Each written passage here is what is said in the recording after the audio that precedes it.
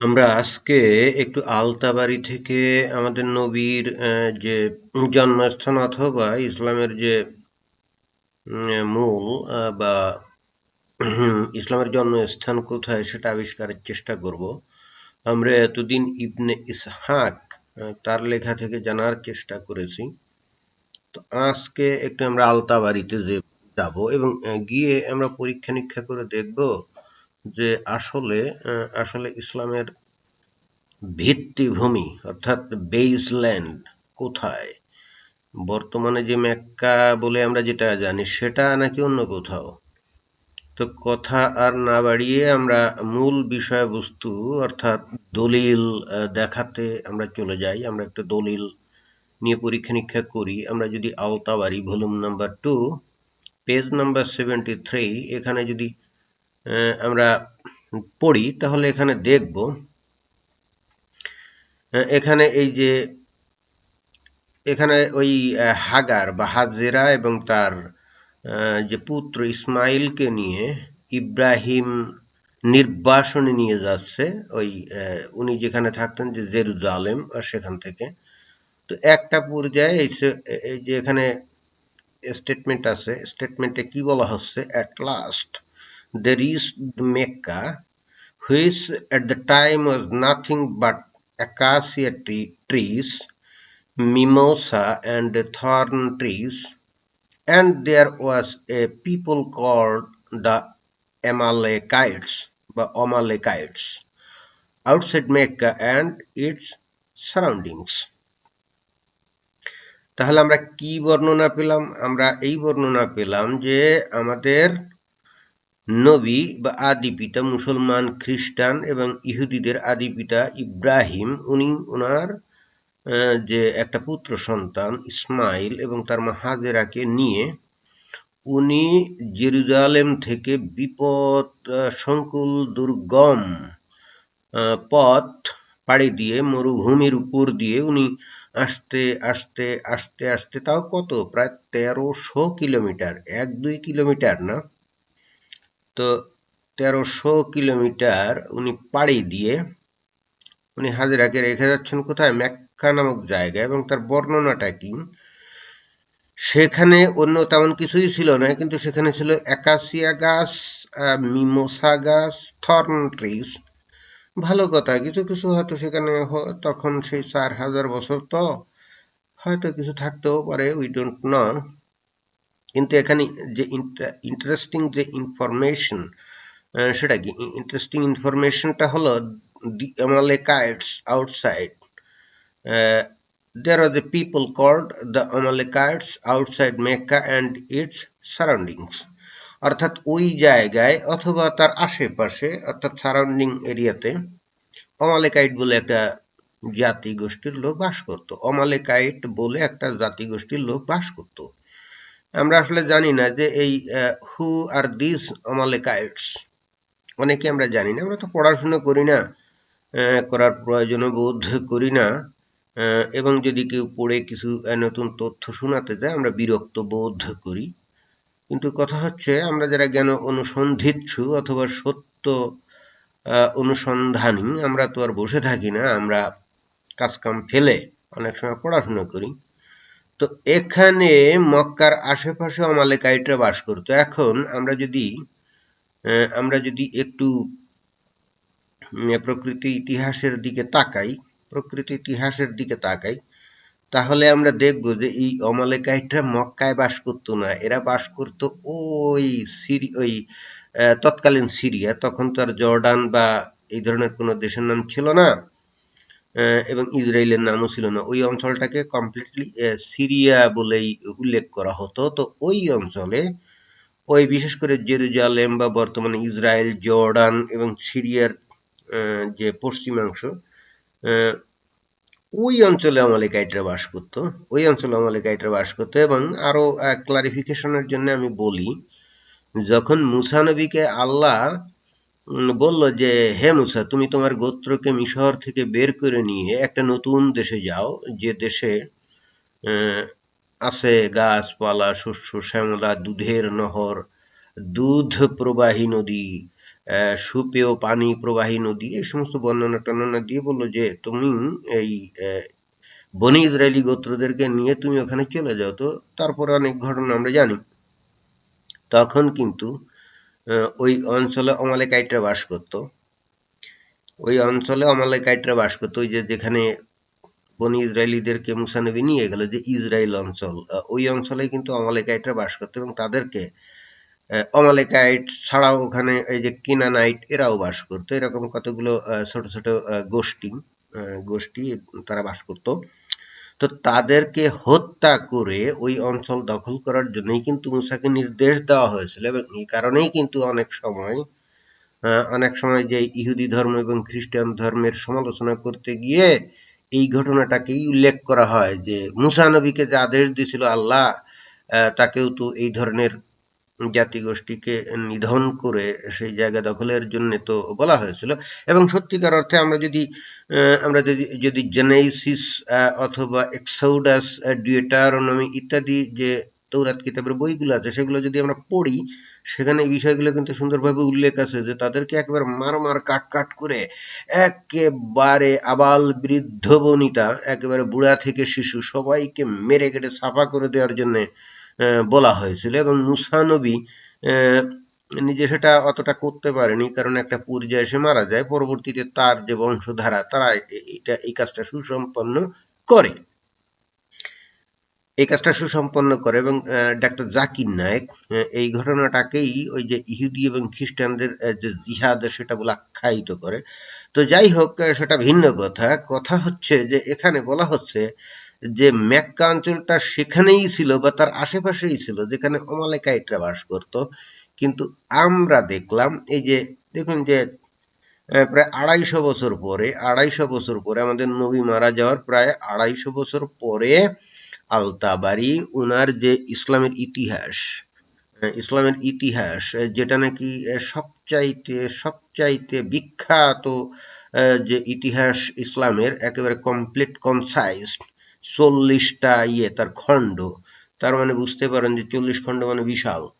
এবং বস্তুত পরবর্তীতে আমরা যে ইসলামের ইতিহাস যা কিছু পাই, তার বেস বুক কিন্তু এই আল-তাবারি। যদিও আল-তাবারি তার আবার অনেক ইনফরমেশন গুলো উনি নিয়েছিলেন ইবনে ইসাকের সিরাত থেকে, বিশেষ করে নবী সম্পর্কিত যে ইনফরমেশন বা ইসলাম সম্পর্কিত information, the information related to the inception of Islam, উনি কিন্তু এই আল-তাবারি কিন্তু এই যে ইবনে ইসাকের সিরাত থেকে নিয়েছিলেন। কিন্তু আল-তাবারি যেটা করেছিলেন, উনি টোটাল হিস্ট্রিক্যাল স্টোরিজ গুলা বা ইভেন্টস গুলা উনি কনসাইজ করেছিলেন। এবং পরবর্তীতে যত ইতিহাসবিদ যারা নাকি ইসলামের ইতিহাস লিখেছেন, all their base book was this আল-তাবারি's book. এখানে অত্যন্ত পরিষ্কারভাবে আল-তাবারি বলছেন যে অমালেকাইটরা যেখানে বসবাস করত তার আশেপাশেই মক্কা, তাই না?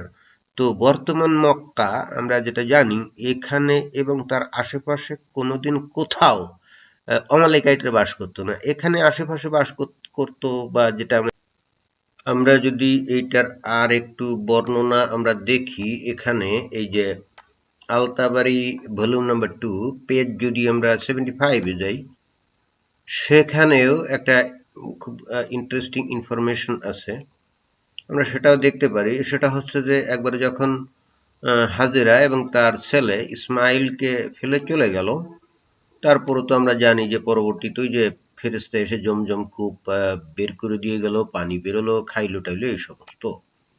কিন্তু কথা হচ্ছে তখন তো ওই জায়গায় শুধুমাত্র ইসমাইল এবং তার মা হাজেরা ছাড়া আর কেউ ছিল না। অ্যান্ড দেন হোয়াট হ্যাপেন্ড, সেটাই আমরা দেখি যে হোয়াট হ্যাপেন্ড।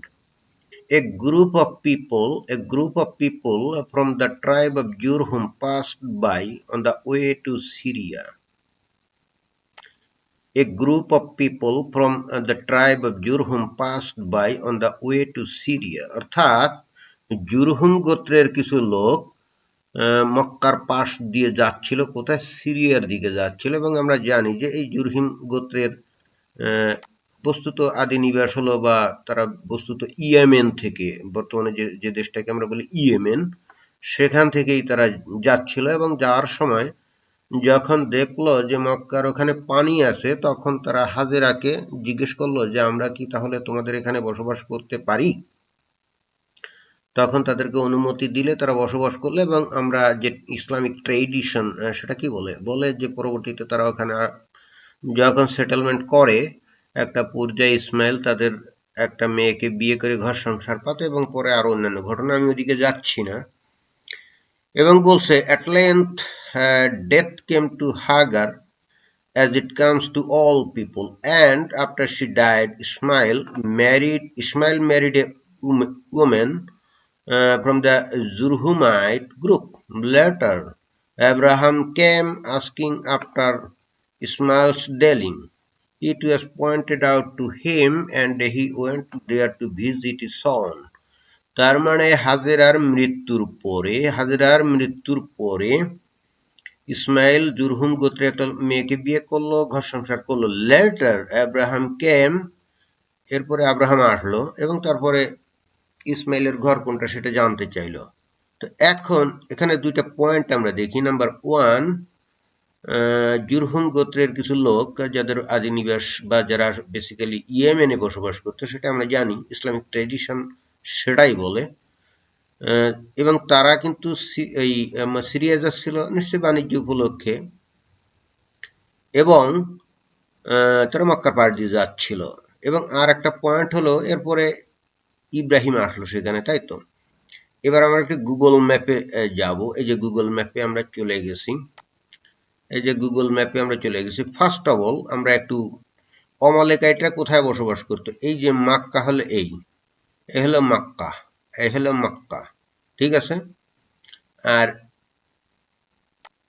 ইয়েমেন কোথায়? এই যে আরো দক্ষিণে হলো ইয়েমেন। এই যে দেখুন যে সাগরের পাড়ে, এই হলো ইয়েমেন, ঠিক আছে।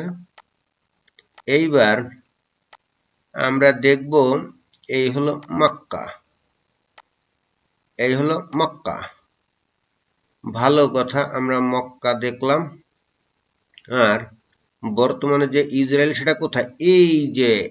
এই অঞ্চলেই অমালেকাইটরা বসবাস করত। এই অঞ্চলে আপনারা যদি একটু ইতিহাস ঘাটেন, অমালেকাইট দিয়ে যদি আপনারা একটু ইতিহাস ঘাটেন, যদিও অমালেকাইটদের সম্পর্কে খুব বেশি আর্কিওলজিক্যাল কোনো এভিডেন্স নাই, বা হিস্ট্রিক্যাল রেকর্ড বা তাদের ইনস্ক্রিপশন খুব একটা নাই, কিন্তু তারপরে একটা পর্যায়ে বিবলিক্যাল যে স্টোরিগুলো আছে সেগুলো ব্যাখ্যা বিশ্লেষণ করে, এবং যে অল্প কিছু ইনফরমেশন পাওয়া যায়, তাতে যারা ইতিহাসবিদ তারা নিশ্চিত যে এই অঞ্চলে অমালেকাইটরা এই অঞ্চলে বসবাস করত।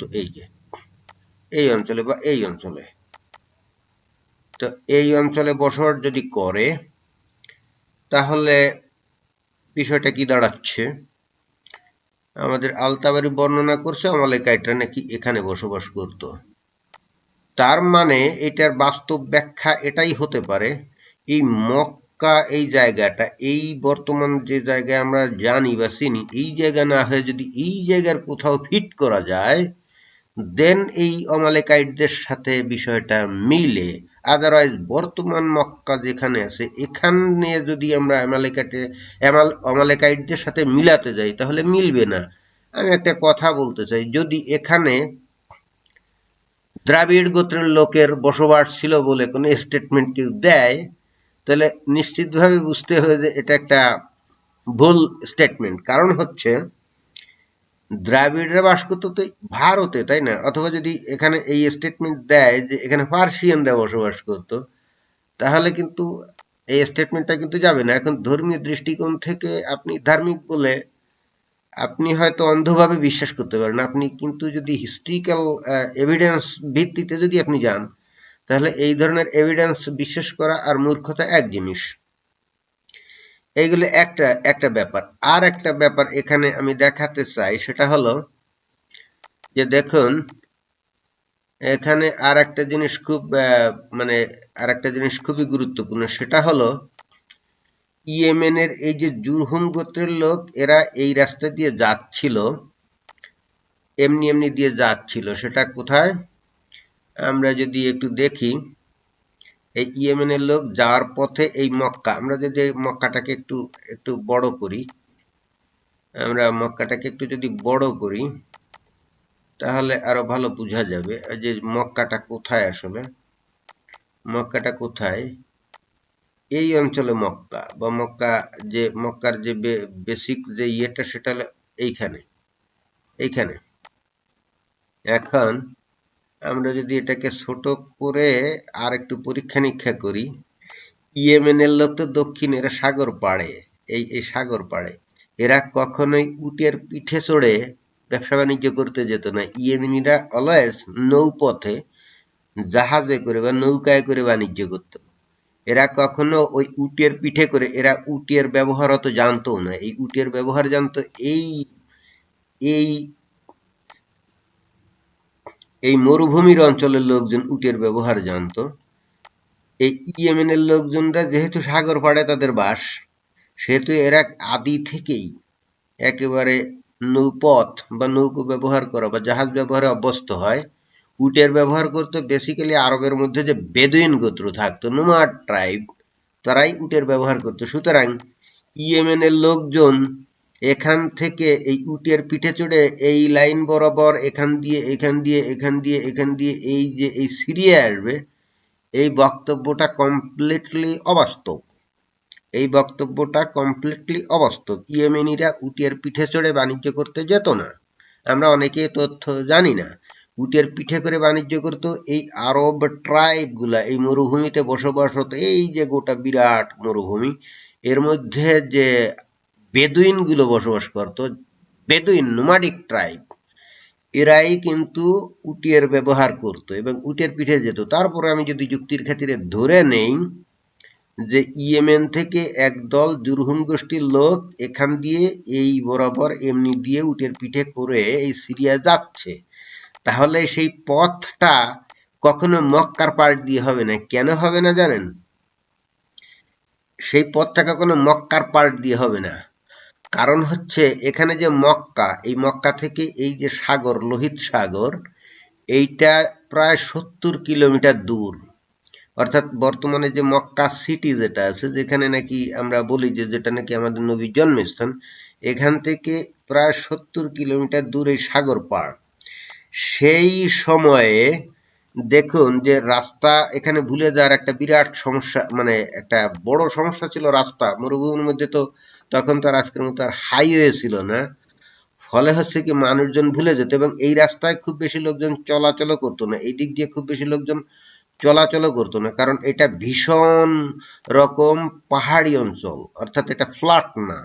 মরুভূমির মধ্যে যথেষ্ট ফ্ল্যাট আছে, কিন্তু এই অঞ্চলটায় যে কালো কালো দাগ দেখা যাচ্ছে না, এটা পুরোপুরি পার্বত্য অঞ্চল এবং আলগা পাথর সমস্ত জায়গায় ছড়ায় ছিটায় আছে। সুতরাং এটা ছিল অত্যন্ত বিপদসংকুল এবং অত্যন্ত দুর্লঙ্ঘ একটা মানে জায়গা। এর ফলে হচ্ছে কি, কেউ ডাঙ্গা পথে উটের পিঠে চড়েও কেউ এই অঞ্চল দিয়ে এই দিকে দিক যেত না। এবং দেখুন, আমরা যদি ম্যাপটা পুরোপুরি দেখি, এই যে মক্কা কোনো গুরুত্বপূর্ণ জায়গাও না।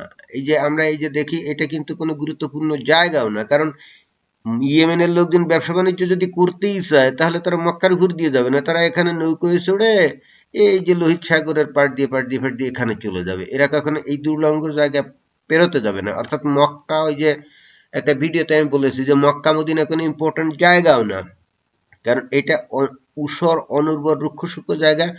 এখানে ঘাসও জন্মায় না, পানিও নাই। সো এই জায়গাটাতে সেই অতীতকালে যখন গোটা দুনিয়া পড়ে আছে, লোকও খুবই কম, সেখানে মানুষ এই ঊষর রুক্ষ জায়গায় বসবাস করার জন্য থাকবেও না। তারপরও আমি যুক্তির খাতিরে ইয়েমেনের কিছু ব্যবসায়ী এখন ধরা যাক উটের পিঠে চড়ে এই সিরিয়ার এইখানে আসবে, তাহলে কি হবে?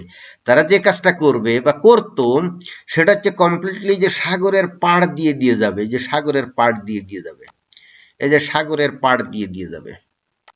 কারণ তাহলেই তারা সিরিয়াতে খুব ইজিলি পৌঁছে যাবে। তাহলে তাদের আর রাস্তা ভুলে যাওয়ার বা মানে ভুল রাস্তায় চলে যাওয়ার কোনোই সম্ভাবনা নেই। এবং সাগরের পাড় দিয়ে দিয়ে যখন যাবে, তখন কিন্তু সাগরের পাড়ে ওই যে হয়তো মাঝে মাঝে কোথাও হয়তো পাহাড় পর্বত কিছু বাঁধবে, কিন্তু তাহলে তো সাইড দিয়ে যে আবার সাগরের পাড় দিয়ে যাবে, কারণ সেখানেই বস্তুত তারা কিছুটা ফ্ল্যাট জায়গা পাবে, সমান জায়গা পাবে, প্লেইন জায়গা পাবে, যেখান দিয়ে চলতে সুবিধা হবে। এবং তার চাইতে বড় কথা হলো, এই যে ভিতর দিয়ে মরুভূমির মধ্যে দিয়ে যেতে গেলে দিক ভুলে যাওয়ার সম্ভাবনা থাকে, সুতরাং তারা সাগরের পাড় দিয়ে পাড় দিয়ে পাড় দিয়ে পাড় দিয়ে যাবে এবং এভাবেই যাবে। কখনো এই সাগরের পাড় থেকে 70-80 কিলোমিটার ভিতর দিয়ে বিপদ সংকুল পাহাড়ি রাস্তা, পাথরপূর্ণ মানে দুর্লঙ্ঘ গিরিপথ পাড়ি দিয়ে কষ্ট করে মানুষ এখানে যাবে না।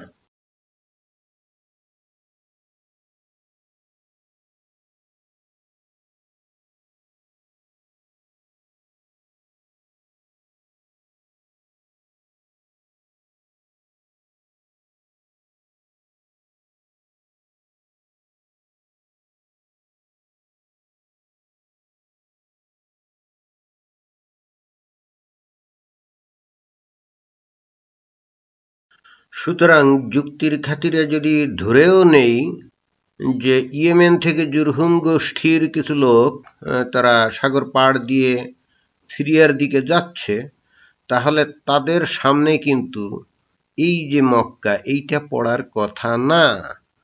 সুতরাং সেখানে হাজেরা কোথায় জমজম কূপ থেকে পানি পেল না পেল সেটাও তাদের দৃষ্টিতে আসার কথা না। আর সাগরের পাড় দিয়ে গেলে আরো একটা সুবিধা হচ্ছে, সাগরের পাড়ে বিভিন্ন জায়গায় বিভিন্ন স্থানে পানি পাওয়ার একটা সম্ভাবনা থাকে, কারণ একেবারে সাগরের পাড়েই তো। সাগরের পানি তো আবার লবণাক্ত, কিন্তু সাগরের পাড়ে বিভিন্ন জায়গায় পানি চুইয়ে চুইয়ে ভিতরে এসে সেখানে কিছুটা হলেও একটা পানির একটা সম্ভাবনা থাকে। সুতরাং ইয়েমেন থেকে যদি লোক সিরিয়াতে যেই থাকবে স্থলপথে, তাহলে সে কখনো সাগর পাড় থেকে 70 কিলোমিটার ভিতর দিয়ে বিপদ সংকুল ওই পাহাড়ি পাথুরে জায়গার মধ্যে দিয়ে সেখান দিয়ে যাবে না। এবং সেই ক্ষেত্রে এই যে আলতাবাড়ির যে ঘটনা, এটা যদি সত্য হয়েও থাকে, তাহলেও তারা সাগর পাড় দিয়ে যাবে এবং মক্কায় তাদের কোনো দেখা সাক্ষাৎ হওয়ার কথা না। এবং এর ফলে আমাদের কাছে এতদিন পরে যেটা মনে হয় যে এই মক্কাতে বেসিক্যালি আমাদের নবীর সময়ও বা তার উপরে 100 মানে বেশ কিছু কাল ধরে ওখানে কোনো মানুষ বসবাস করতো না, কিন্তু আমরা বিশ্বাস করতে করতে এমন একটা পর্যায়ে চলে গেছি যে আমরা এর বাইরে আর কিছু আমরা জানি না। কিন্তু যদি আমরা হিস্টোরিক্যাল এবং জিওগ্রাফিক্যাল ভাবে আমরা পরীক্ষা করি, তাহলে কিন্তু এই মক্কায় সেই সময় কোনো লোক বসবাস করার কথা না, সত্যিকার অর্থে।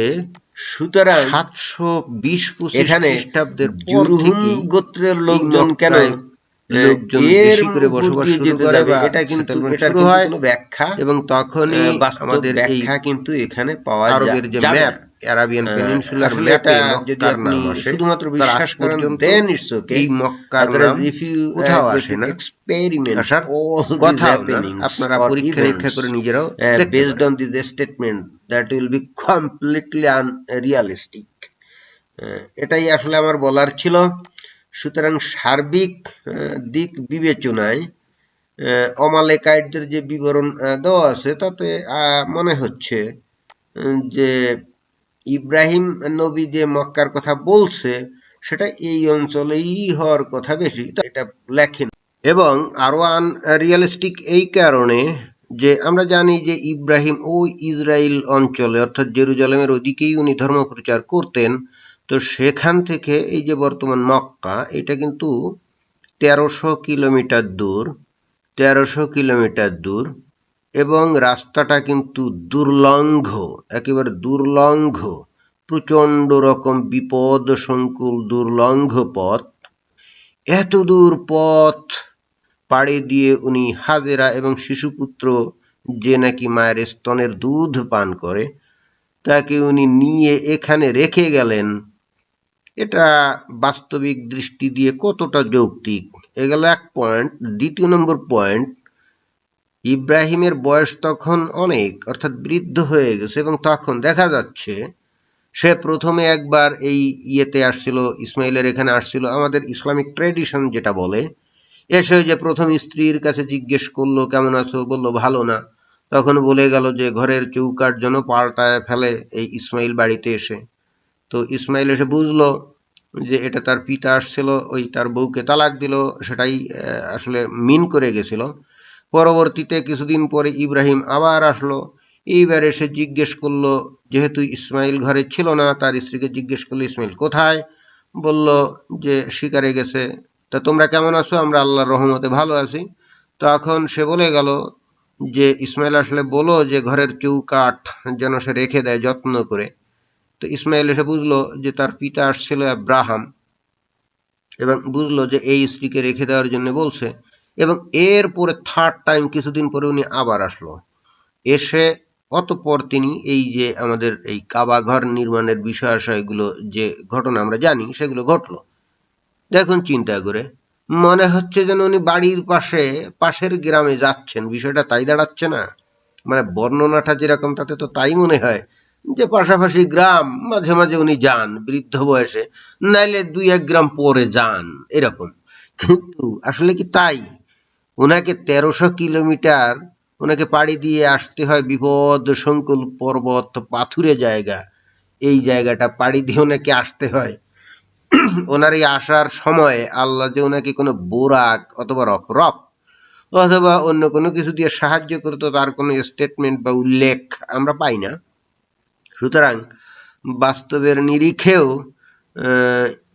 এটা কতটা যৌক্তিক এটা আমাদেরকে একটু দেখা উচিত।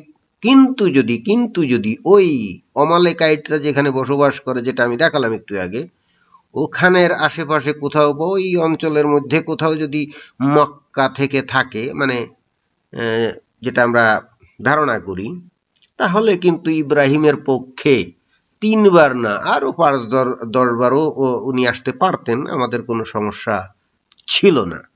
তাহলে কিন্তু সেটা হতো বাস্তবিক, যৌক্তিক অ্যান্ড অফকোর্স রিয়েলিস্টিক, তাই তো? তাহলে প্রশ্ন হচ্ছে যে আলতাবারি তাহলে এভাবে উনি লিখলেন কেন? যে দেখুন যে আলতাবারি উনি লিখছেন তার কারণ আছে, সেটাই এবার বিবৃত করব আমি। কারণ উনি তো সেই ওই আব্বাসীয় খিলাফতের একেবারে স্বর্ণযুগে উনি আব্বাসীয় খলিফাদের নির্দেশক্রমেই ইসলামকে উনি রচনা করছেন, তাই না? ততদিনে তো মক্কায় অলরেডি ইয়ে শুরু, মানে মক্কার পতন অলরেডি ঘটে গেছে, এখানে কিবলা মানে কাবা ঘর প্রস্তুত হয়ে গেছে। তো উনার লেখায় তো অবশ্যই এই মক্কাকে ফোকাস করে উনি লিখবেন। কিন্তু লিখতে গেলেও ওই যে বললাম না, যে অতীতের যে বিষয় আশয়গুলো আছে বা অতীতের যে রেকর্ড গুলো আছে, কারণ তাদেরকেও তো ওই যে বিবলিক্যাল যে স্টেটমেন্ট বা বিবলিক্যাল যে ন্যারেটিভ, সেটাও তো তাদের মাথায় রাখতে হবে, কারণ আমাদের নবী তো বিবলিক্যাল ধারাই নিজেকে নবী হিসাবে দাবি করছেন। সুতরাং তা অবশ্যই তাদেরকে কি করতে হবে, ইব্রাহিমের কথা লিখতে হবে, ইসমাইলের কথা লিখতে হবে, ইসাকের কথা লিখতে হবে। এখন ইব্রাহিম, ইসাক, ইসমাইল সবার বাড়ি তো এখানে, নবীদের সব বাড়ি তো এখানেই তারা ধর্ম প্রচার করতো, ইব্রাহিম সহ সবাই। ফলে হচ্ছে তাদের স্টেটমেন্টটা যখন লিখতে দেওয়া হচ্ছে, সুতরাং তারা যে ভৌগোলিক অঞ্চলে বসবাস করতো ওই স্টেটমেন্টগুলো তো অটোমেটিক্যালি চলে আসবে। এবং সবগুলোকে বাচ্চাদ দিয়ে আপনি শুধু মক্কাকে ফোকাস করে লিখতে গেলেও ভ্রান্তিক্রমে ওই স্টেটমেন্টগুলো চলে আসবেই। আপনি 100% অ্যাভয়েড করে এডিট করে লেখা সম্ভব না। এবং তার মধ্যে এই একটা দেখুন যে সামান্য একটা শব্দ যে মক্কার আশেপাশে অমালেকাইটরা বসবাস করতো, এটি কিন্তু বিশাল একটা ইনফরমেশন, এবং সেটা দিয়ে বোঝা যাচ্ছে যে অবশ্যই বর্তমান যে মক্কা, এই মক্কার সাথে অমালেকাইট ফিট হবে না। এইটা যদি এই অঞ্চলের কোথাও, এই জর্ডান বা এই সমস্ত জায়গার কোথাও যদি মক্কা সেই সময়, মানে নবী ইব্রাহিম যে জায়গায় নাকি হাজেরা আর ওই ইয়েকে ইসমাইলকে নির্বাসন দিয়ে গেল, এই জায়গার আশেপাশে কোথাও সেই অবস্থানটা যদি হয়, then it will fit exactly as per the statement or the narrative of Abraham described by Al-Tabari. ধন্যবাদ সবাই।